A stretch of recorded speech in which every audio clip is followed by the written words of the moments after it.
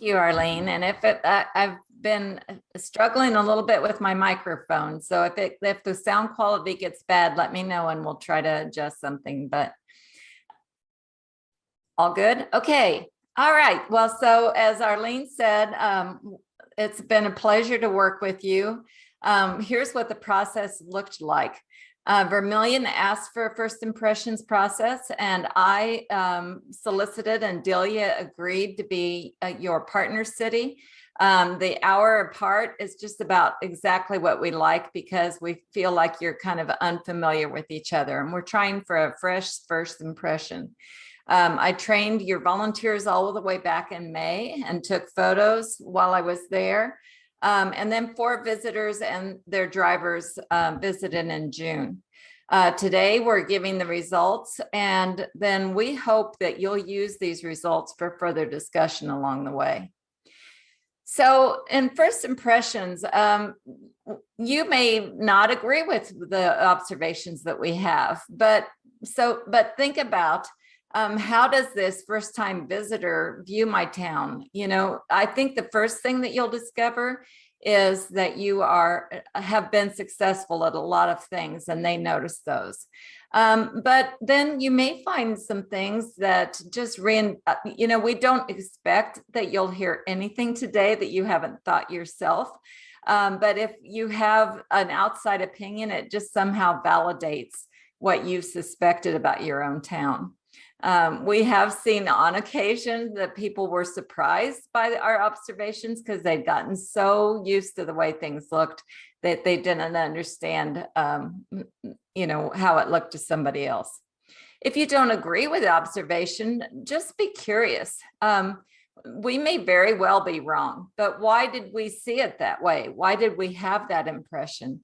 And is our observation worth considering? And then lastly, can we change the thing that we didn't find to be strong? Or do we just need to change somebody's perception? Or do we just need to shrug and say, I guess they were distracted? That's a really legitimate point. A really interesting perspective comes from research, though. Ben Winchester is with the University of Minnesota. He's a senior researcher. Speaks all over the country, and he says we need to change the narrative about rural. So much of what we hear is negative. Rural is changing. It's not dying. I'm standing in my office in Topeka, Kansas, and almost everything that I say about rural is also true about Topeka. You know, the only constant is change.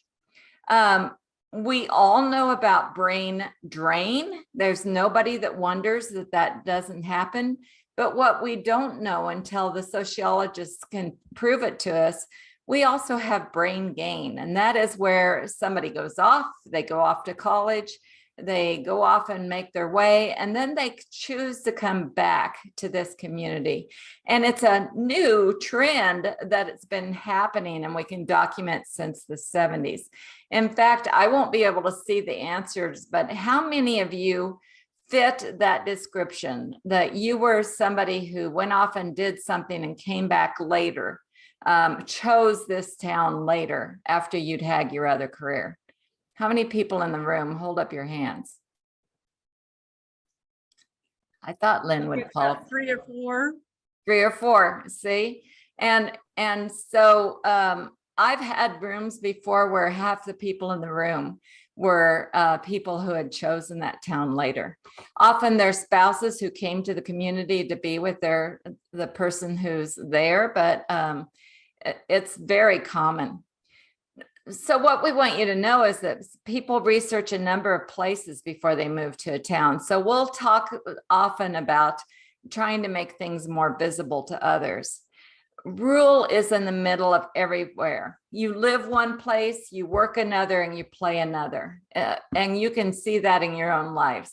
I chose Topeka, but when I got a job in Manhattan, I chose not to move. I have a car and I can be wherever I need to live, work, and play in different places. But so transportation, if your community is challenged for transportation or internet, why, that's another issue. Um, this is interesting. Almost half of Kansas households moved between 1995 and 1999. And I had seen a moving ban survey and sent that to Ben, not knowing that he already had been monitoring those same surveys, because I was alarmed at how many Kansans were moving. And, it's either a problem or an opportunity, because they could very well move to your place. In a survey of newcomers to rural areas, the reasons they come are varied, but a job isn't in the top 10. Because of those things we've already named, a job is not in the top 10. So a simpler pace of life, safety and security, affordable housing, outdoor recreation. Boy, last year during the pandemic, didn't we appreciate the fact that we could get away from each other in a small town and get outside, and how much more we appreciated the opportunity to be outdoors. And then quality schools. And again, you're sitting in a very quality school. They don't have to, your schools may not be any farther apart than my schools here in Topeka. But so, think about it that way.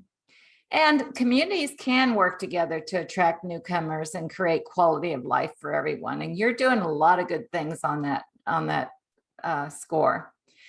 I grew up in a town. I grew up on a farm next to a town, Woodbine, which has about 150 people.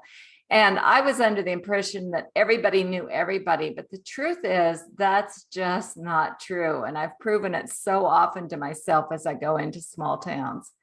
Get to know each other, invite them to a newcomer's meal. If you bring just a few people into a small town every year for 10 years, you'll have a 10% increase. The biggest challenge we have, I think, is housing, because we don't have an empty house that people can move into. But it is achievable if we think about our town as having a future. We are our own worst enemies. We have to monitor our customer service and not be shy to make people feel welcome. And you can read the slide. Don't say you have to live here 20 years to be an insider, and then don't act like it either. Our words really do matter. So that's why it helps for us to change the way we think about rural. Now, here's a thought, though, and I'm in this age group, so I can affirm this.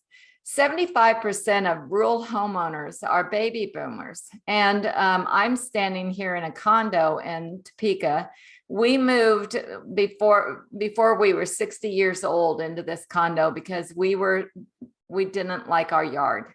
We could pay somebody to do it, but there was always something else that we didn't want to take care of. And so, think about your baby boomers. You may be in a home that takes a lot of upkeep, either for the number of bedrooms, and maybe there's a family that needs that number of bedrooms, and you can think about other kinds of facilities. We are living longer and healthier.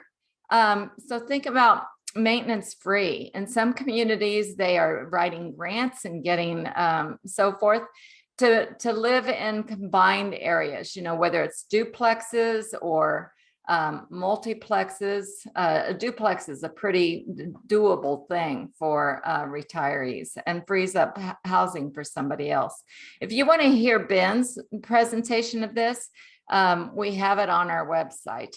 And at the end of your written publication that you have copies of, you can see where these, it says your PowerPoint and your presentation are going to be on our website, and you can see that at the bottom. So you can go back and refer to any of these notes. Okay, so let's go by the data. Sadly, it appears that the 2020 census is going to be at the very least delayed, and I think that they're finding that they missed so many people that, I'm concerned that we may not have the counts that we need. So we're still dealing with estimates, and this is the latest census estimate that Vermillion has 73 citizens. In 2010, the census showed 89 residents. So that's a fairly significant drop in 9 years. And all the red data is what the Kansas average is. Your median household income is lower, but that's why we live in smaller towns, is for the opportunity to have lower housing costs and still be able to have a nice quality of life. You've got excellent high school completion, and college completion is lower than the Kansas average. You are an older community than the Kansas average at 42 years, but the poverty rate for your citizens is higher than the Kansas average. So we ask our visitors to look, these slides will be summaries or little snippets that are taken from the data that's in your hands, that multi-page document. Basically, the way it is that every visitor came and filled out a form, and their verbatim responses are on that document that Lynn is showing you. And so I just took snippets that I thought represented their responses, and I'm putting them in my report today, and then also in a documenting with pictures. So the visitors found information about the web, on the web presence, about Wikipedia. Bing had some images of the town. The Friends of Vermillion Facebook page was really informative, and it gave good details of the celebration and activities that were held on Memorial Day. Now, they were here in June, so that was the most recent data they had. The Facebook page also gave information about City Hall and the library. Just so you know, when I look, I often find a Facebook reference like this. It says things to do in Vermillion, Kansas. There's one for every city in Kansas. I've been told by somebody who knows how to do these things that this page could be easily taken over. I don't know whether you care to take it over or not. I think your Facebook page, the one that you have, is appropriate, and you can just see how it represents you. This probably looks strange to you. I had the impression that the dark mode gave a stronger contrast, so that's why I put it there. This is your Friends of Vermillion Facebook page, and this is where your visitors found the information they were speaking about. I like, you're keeping it current. This was retrieved on September 22nd, and there had been a post on September 14th. So anything that you can do to make that fun and engaging so people will come back and look at it. Don't forget the fun part, because the fun part engages them too. And I do like that library recommendation. That's a good way to get people engaged. I might point out to you that when we look at Facebook and ask for Vermillion, Kansas, any places that are in Vermillion, Kansas, why we see, I think this is the things to do page that I just showed you. But then you have the Friends of Vermillion, the Vermillion Public Library, the USD, and the cemetery, and the post office, and the Unified School District office. They all have Facebook pages. And that gives you an opportunity to kind of co-market. And here's a good example of co-marketing. It's called, it's in Maple Hill, a population larger than yours. But these two businesses struggled during the pandemic and got together and coordinated. And basically they make their hours fit with each other so that when somebody comes, especially for one business, why they're there for the other business as well. This doesn't take a great big thing. There are some people that I'm going to tell you about later, Becky and Deb, who are with SaveYour.town, who have wonderful resources, and they call this coffee and calendars. If you just get together with your coffee and calendars and show a little intention, you can think together about things that maybe the library and the cemetery board whoever does these pages could get together and just kind of coordinate to make sure that everybody talks about Memorial Day or everybody talks about the tractor pull, so that there's more visibility. So the visitors said in their 5-minute impression, it gives a very nice first impression with beautiful, well-kept yards. And I am not with them when they're doing this, so I just try to replicate kind of some of those same pictures that I might see that might document what they're saying. It's a nice park that would accommodate a large crowd, older homes, many well-maintained, many old and run down, some needing yard maintenance, a wonderful bank building, nicely restored city hall, library, and museum. Several buildings are now used this is for downtown. Several buildings are now used for storage. They saw no merchandise for sale. If there is merchandise for sale, you have to make it obvious to us, because frankly, if you think about your own experience, I have to be told what's inside that building. I'm not going to, I'm enough of an introvert, and most people are, to not even go into a building unless we are aware why we should. Volunteers and employees were gracious and helpful there at the library. Here's what the downtown street looked like on the day I was there.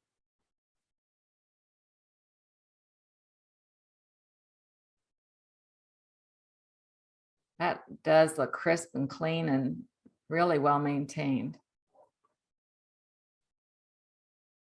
All of these buildings, rather than thinking of them as problems, what are the opportunities that are there? What could they be used for? How could they meet a need for somebody?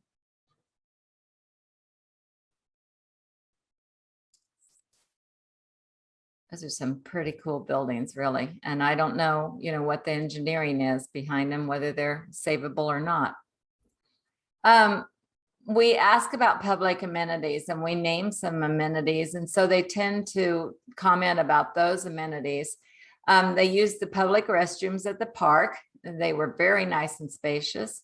I feel embarrassed that I didn't get a picture of the public restrooms at the parks, because those are a big investment for a community, and they need to be appreciated. We noticed the water hydrant and electrical hookup for campers in the park. And they love the flowers in the old drill on Main Street, and I did too. Healthcare services, we don't expect you to have healthcare services, and I don't know whether you can do this on your Facebook page, but if one thing that I found out from another small town was that they use their website to highlight where the medical services are, and they did it in terms of minutes. And so while I'm here in Topeka with a hospital, 2 hospitals actually, that are very close and have the kind of services you'd probably flown here for, you may not be very much farther in terms of minutes than I am. It would probably, by the time I parked, it would probably take me 20 minutes to get to Stormont Vale. In 20 minutes, what are all the facilities that you could get to? Doctors and dentists and chiropractors. I think minutes is a neat description of how far you are from medical services. Back to you live one place and you work another, and you get services another. Housing is a challenge for all the communities. Many homes, but there are certain things that kind of define and are set up different in different houses. I think one of the things that kind of was exceptional in your town is the number of vehicles. There are vehicles and large farm machinery and trucks in a lot of places. So the comment was that many homes were in ill repair with overgrown yards, abandoned farm machinery, and cars on the lots. About half the homes were very well kept. And I'm always haunted. I have a town that I did first impressions for, and frankly, you don't want to be that town that you are the house that's keeping your house up, and you know that when you leave, you're going to have to walk away because the neighbors' houses are so bad that you could never sell it.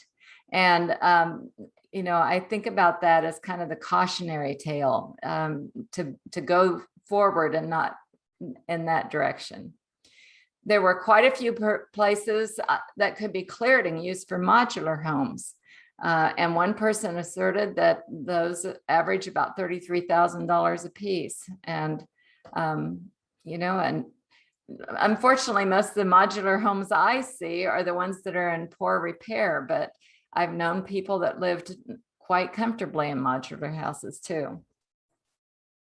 So here's some beautiful houses and some not so beautiful houses that we saw. One for sale. I really look for those ones that are for sale, the ones that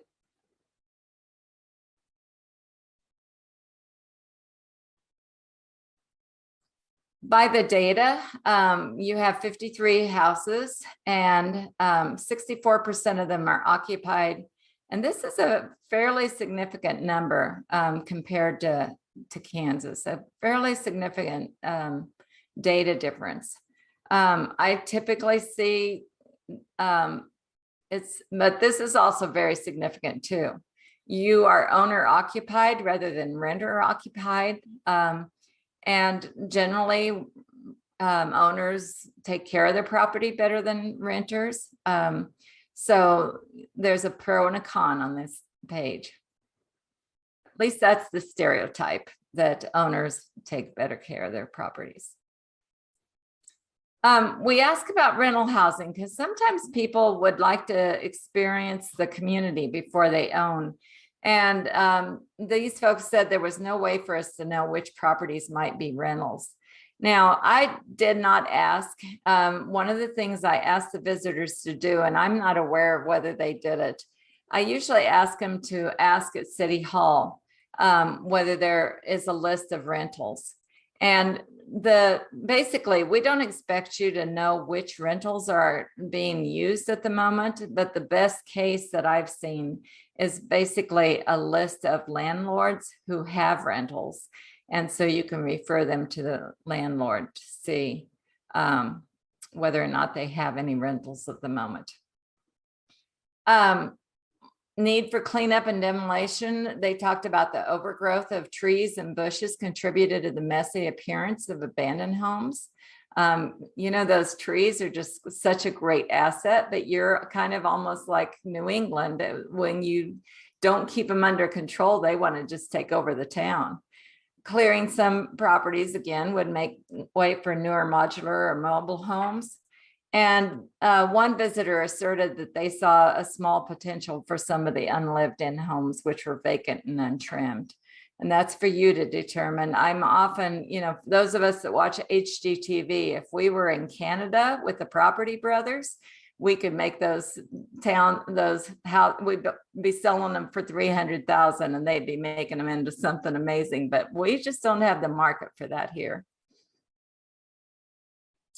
The schools, and this is another embarrassing point for me because I did not get a picture of your lovely school. I stood in front of it and did not take a picture of it, but you can look at it with fresh eyes as you leave today. They liked everything about this preschool that you're in. They saw early childhood classrooms that were present in the old high school, which now serves as the district office, and a very well maintained preschool. They loved everything about the preschool. School information, this is back to about making your data and your community visible to the community. They were aware that they asserted that your schools are in Frankfort and Concordia, and they maintain that there is documentation there about what's true for your community, for your schools. But I would kind of say that after having done 68 first impressions communities, One of the things that I don't think that our schools properly recognize is, you can find anything you need here. If you're an internal parent or a student, what day are we having volleyball tournaments? What day are we closed for this? What day are the corn dogs going to be served? We can find anything we want there about that. But what we don't, and here's the view accountability report. I think those must be required because I see them on every, that's basically linked to the Kansas State Department of Education. But what we don't see is some assertions of one of the things that we love about our schools. I actually found this by accident when I was doing first impressions for Mound City, Kansas. And I was just really impressed with this web page. The lesson is we want you to think about the fact that as people are looking around about where they'd like to live, an important aspect is what's this going to be like for my kids? Unless you're going to be reaching out to only retirees. Nancy, can I jump in real quickly? Yes. Back when you said about the school district, Frankfort and Concordia, it should be Frankfort and Centralia and not Concordia. Just it's not the Concordia School District. No, Centralia and Frankfort, Kansas. Okay. Okay. Thank you. So they must have. Do I have the right? So this isn't even the right school district. USD 333. No. Oh, interesting. Okay. 380. 380. Okay, well then I'll try to change this. I will change this before I post it on our archives so that you can see what 380 looks like and not 333. Okay, thank you. Oh, thank you. I should have researched that instead of taking their word. So, and I know that it's not, this is in the hands of somebody else, but if you can influence it, look at this right on what I have seen in these 68 towns that I've been in is people like their schools.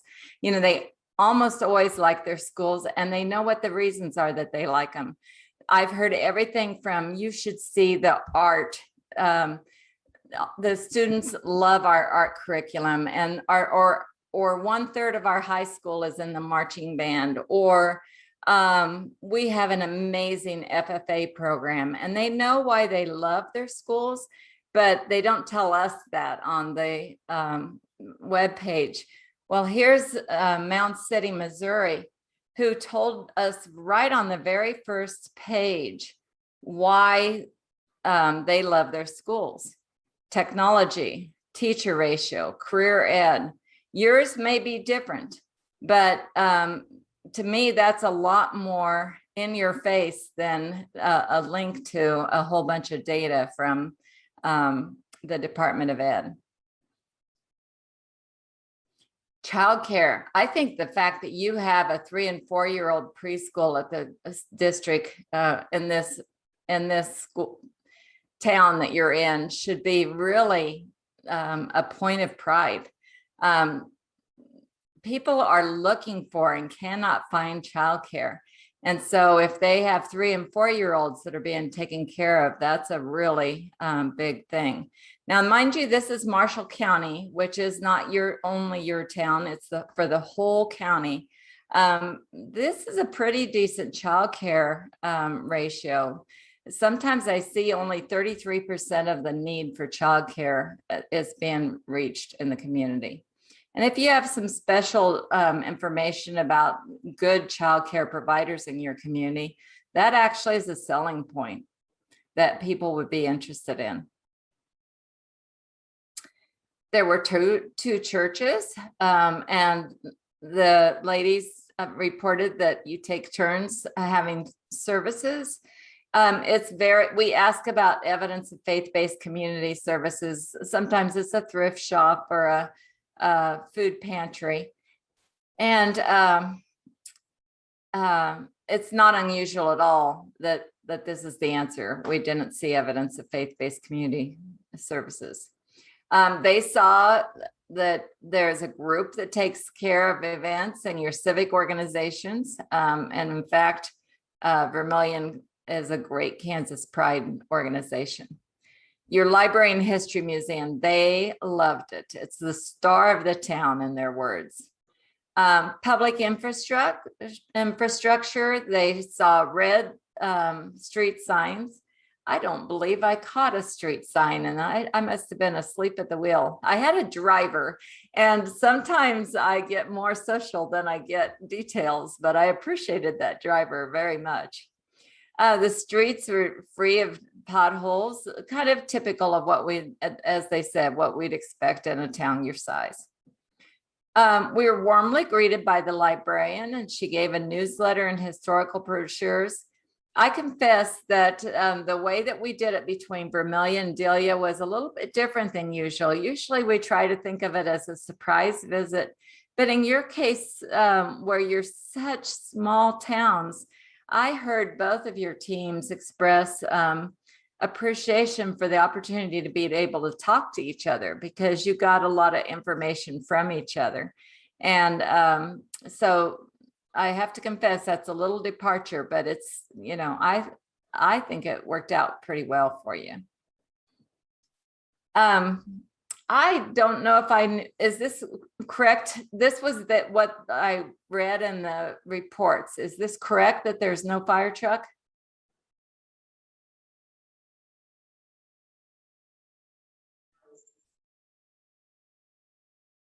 The space where there's no fire truck, but the space in there right now is being rented for that fire truck.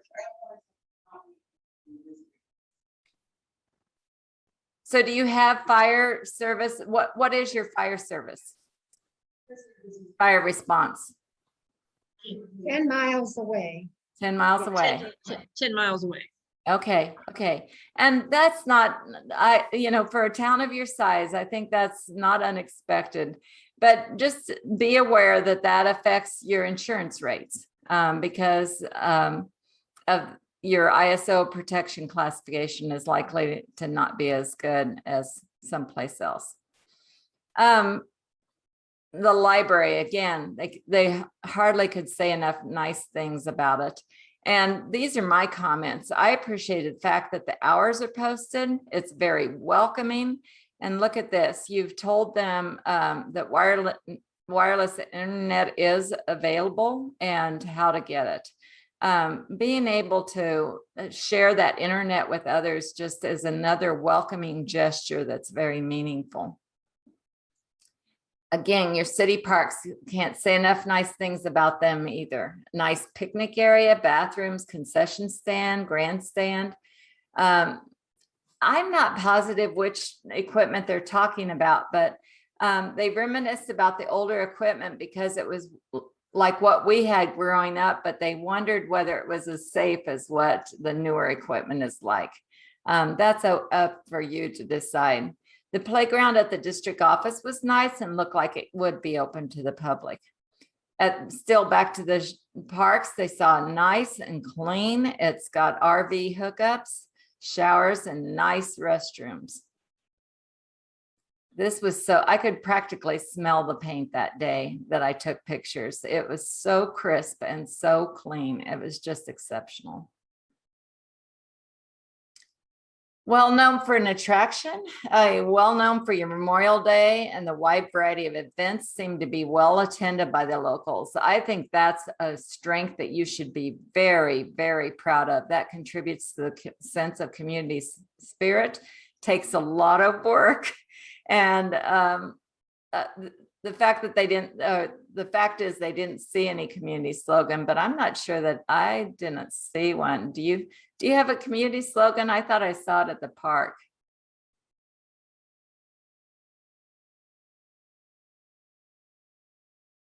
Profit Nancy's slogan is working together for Vermillion.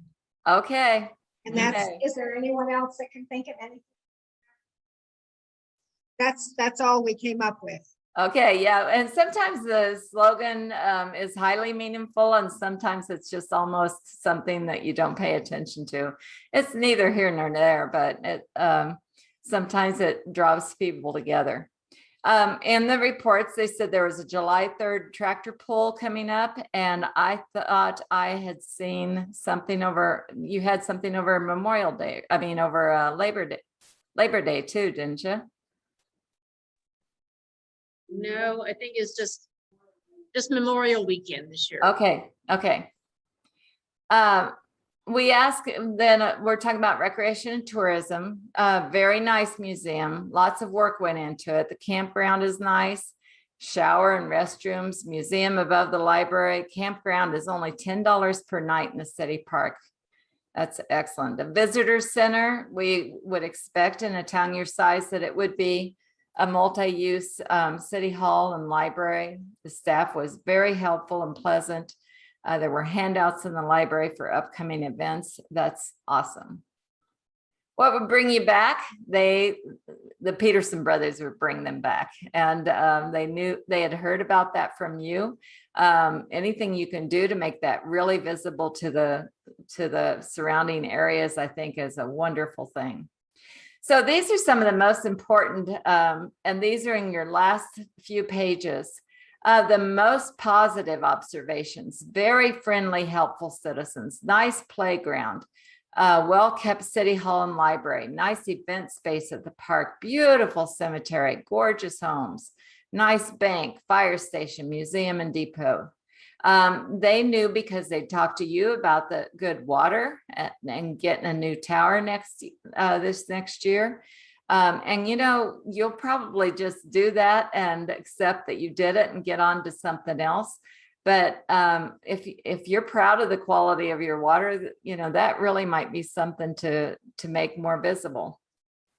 Celebrate your successes, no matter what they are. The school district office and preschool. And I have a question about this. Is the restaurant bar open? Yes, Yes, it is. That's wonderful. And I think, as much as you can make that visible. I saw the sign, but I was a little confused when I was there. I could back up to the picture about whether the signage wasn't great. And I wasn't sure whether it was a gas station and whether it was open and whether it really was a restaurant bar. After the pandemic, we have assumptions about whether or not things made it. And so making that visible as much as you can would be a great thing. Other obstacles or challenges. The biggest obstacle for attracting new residents would be the abandoned and deteriorating homes and businesses. And also just the absence of homes that are, you can't bring anybody new in if there's no place to live. Obstacles for solving it is the cost to demolish old homes. I would ask you to pay attention to the Kansas Housing Resources Corporation. We have that resource and USDA, because the last I heard a presentation from them, and I can show you where this presentation is, they talked about the fact that they had grant money for demolishing old homes. Yeah. So what will you remember? The Kansas Housing Resources Corporation, KHRC. And Thank you. You're welcome. And USDA Rural Development. What will you remember? Friendliness and helpfulness. That's wonderful. The park, the library, the museum. And what they'll remember negative is the things that we've already harangued you about: the abandoned buildings, the cars, the farm equipment. Yep. And overgrown trees. Overgrown trees will be some of the things that will be more appreciated when they aren't hiding old houses. So just a few summary recommendations. You should be very proud of your events and all your efforts to make those visible. Something that you can do just with what you're already doing is ask your local citizens, engage your local citizens in reposting those events on their social media. Don't assume they'll think of it for themselves. Ask them to repost it. Residents, consider whether you've done your part to keep your property attractive, because all of that contributes to the whole. And this isn't a government issue. It's really an individual issue more than anything. And I heard you say before we started that you have somebody that is not shy to ask about donations for events. That's another way to get people involved in your work. Some of us are willing to give time. Some of us would rather write a check than to do all the hard work that you folks do. So as much as you can, find ways, ask people for advice, ask people for money, ask people for what can you see yourself doing? Is there something here that you'd like to do? Sometimes I've been in very small towns where one person, by the strength of their will, has really made a big difference in the town your size. But then that person keeps all the control and work too close to their vest. And I can see people all around them just trying to get a piece of the action, and they can't get in. I am not accusing anybody of this because I know that you work hard at it, but I've seen it happen. So I do have a few more resources after this. I want to thank our volunteers that went out to Delia and did the same kind of report for them. Lynn Schaefer, Carol Warden, and Tommy Feldkamp all went to visit Delia and made it possible for them to have a good report. We'll be doing theirs next weekend. This is going to be recorded and sent to you in a way that you can show it to other people. As often as you can, discuss what you heard and talk about it in your small groups about what else can happen. Because the whole point of community development is that instead of thinking about the problems that will bring your community down, think about those opportunities that will bring you up. I mean, you have wonderful opportunities there, and people want to be with you. I'm going to go on to a little more data. I saw during the pandemic, I saw a piece on CBS Sunday Morning that said there isn't a community in America, particularly in coastal America, where we are not seeing a transition from the coast to higher ground. Well, Kansas is higher ground. You've got good water, think about the possibilities that people really do want what you have, and that's a safe community with good quality of life. You're already a Kansas Pride community. We also have a youth community perceptions program. If you see the possibility a few years from now to engage your youth in their own self-reflection about their town. What do you like about your town? How do you see yourself becoming involved? Then I do grant writing workshops, and they're all online now. So you don't even have to be in a workshop in your own community. We have one scheduled this week that's going to happen. There are 2 3-hour workshops, and just one person can bring in tens of thousands of dollars to their community. Here's where I was talking about Ben Winchester. We do a call called the First Friday e-call. It's entrepreneurship is what it's about. It's connecting small businesses and communities with the resources to make them successful. And we have a calendar of what those future calls are going to be, but we also have a listing of the prior calls. And there are resources on there. We've several times had Becky and Deb from Savior.town talking about how to fill empty buildings in your downtown. And it's, I mean, I know you're thinking not in our downtown, but they have some pretty exceptional examples. Here's what I was talking about. Becky and Deb, they do both Savior.town and Small Biz Survival. And if you go to smallbizsurvival.com and subscribe, they send a weekly idea about your small town that I just find something in every week. And they're really small towns. They're not talking about towns of 10,000. Becky lives in a town about the size of Vermillion or Delia in Oklahoma. And they've done lots of research. Here's an interesting thing that came out during the pandemic. Americans under age 30 are the only group whose top desired place to live is not rural. To put it on the positive, every other age group considers rural areas to be their top #1 place that they'd like to live.